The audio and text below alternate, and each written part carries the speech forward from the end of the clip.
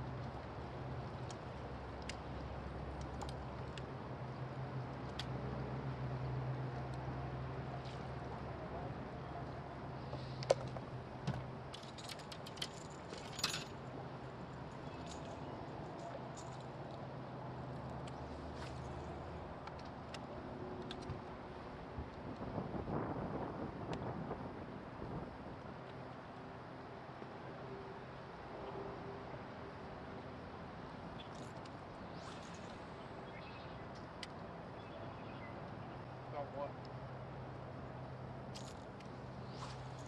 Now you know we've been catching a lot of these bass up shallow on a variety of baits. We use mostly 7-foot medium action rods. We use a mono for the crankbait, 17, 14-pound test depending on the cover. We use a braid when we're flipping. We're using Shimano Chronarch reels and Calcuttas. Now this water right here, this is back on the North Shore. There's pads mixed in. It's very shallow. It's heavily stained. Throwing a rattle trap through this. It's only about a foot deep or less. And this is where some of the larger bass come from. Water temperature is 51 degrees and lots of bass had already gone in and spawned. That was the first wave. The second wave is going in now and the third wave will go on in about a week. It's Kurt Von Brand up here in the front. We're down here in Delaware. This works in all the ponds, lakes, reservoirs, and rivers. All the same baits and tactics work in all the different spots like that all across the country. One thing you want to remember right off the bat, when you're fishing shallow water, make very long casts. That way, trolling motor doesn't spook the fish. They don't see your arms moving. Here we have muddy water. You don't have to worry about that as much, but they'll hit that shallow even in fairly clear water. So you take these baits like spinner baits and rattle traps, really get them out there. That way you're casting the fish that have no idea you're there.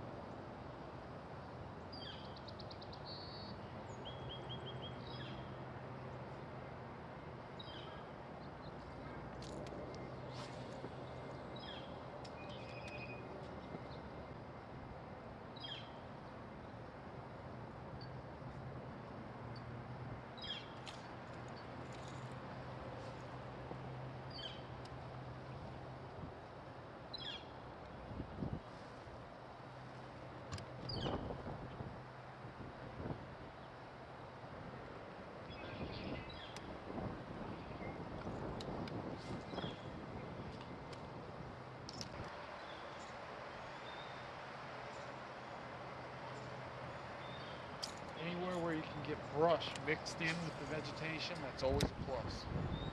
Right here we got little isolated brush piles mixed right in with the pads. It's definitely something you want to target.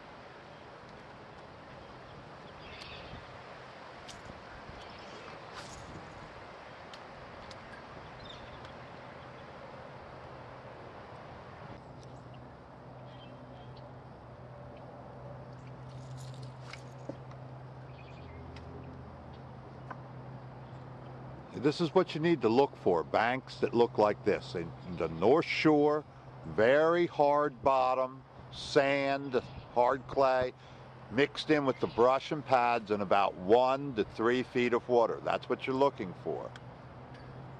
The rattle traps, the spinner bait, if it was clearer, a suspending jerk bait would work very, very well. You could also throw later on your flugos, your fluke type baits, the soft plastic jerk baits.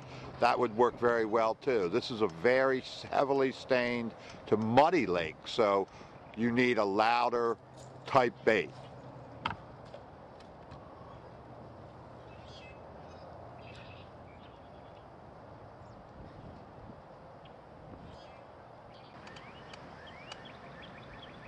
Unless that's what they were using for bait, those guys. This is the bait fish that are in this lake. Show them what that is. Now that's a hickory shad. That's shad. Shad. That's why the bass are getting that large in here. Now that's the same size shiners that they use in Florida. Shiners that big take the 3 and 4 pound bass just as well as they take the 8, 9s, and 10s. That's the perfect size to make your bass in your lake very large. You want to fish lakes that you know have a shad population if you're after extremely large fish.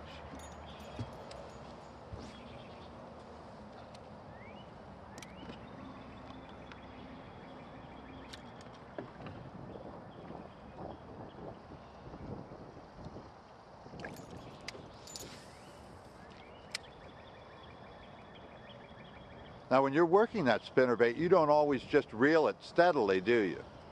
No, most of the time, this time of year, what you're doing is slow rolling. So first of all, you should never reel the bait at a high speed. If you watch my reel handle, you'll see what I'm talking about when I talk about a slow roll. Just basically barely turning it. Now later in the year, I'll do a lot of jerking, pulling with the lure, but this time of year, mainly the only way that I make the bait erratic, one is by either changing your retrieve by speeding it up a little bit and then dropping it, but most of the time it's just lifting my pole. I'll raise my pole a little bit, which will bring that bait up a little bit more high, a little higher in the water column. Then I'll drop my bait back down, and that'll drop it down, and then I'll slow roll it along the bottom. Mainly when that water's around 50 degrees, you want to get it around that heavy cover. Start out with your rod up till you get a good feel of it. As soon as you start to feel that blade thumping, I'll drop it down a little bit. Once I've made some contact with either the lily pad roots or the bottom itself, I'll raise it up a little bit. That makes the bait jump up a little bit. Sometimes that's when the strike happens, and I'll just slow roll it back down to the bottom. Very slow retrieve. Now, at times, if the fish pick up and they're a little more aggressive as that water heats up, what you want to do is retrieve the bait so that you can just barely see this blade flashing. If you see it very clearly, that means you got the bait too high in the water column. If you can't see it at all, once the fish are aggressive, that means you've got it too low. So basically what you want to do is just bring that bait along, whatever the water clarity is, so that you can just barely see the bait flashing. Now, if that's muddy water, that might only be 6 inches below the surface to where you can barely see it. If it's clear, that might be 8 feet down. So that's just a good way to tell about what speed you should always start off with when retrieving your bait.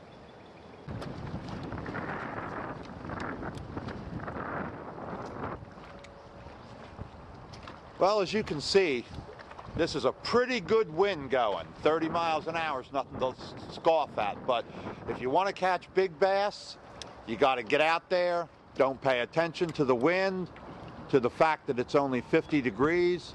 The bass are there to be caught. You just have to learn how to control the boat, keep a good position, work the baits, pay no attention to the wind, wear proper clothing, and you will catch big bass.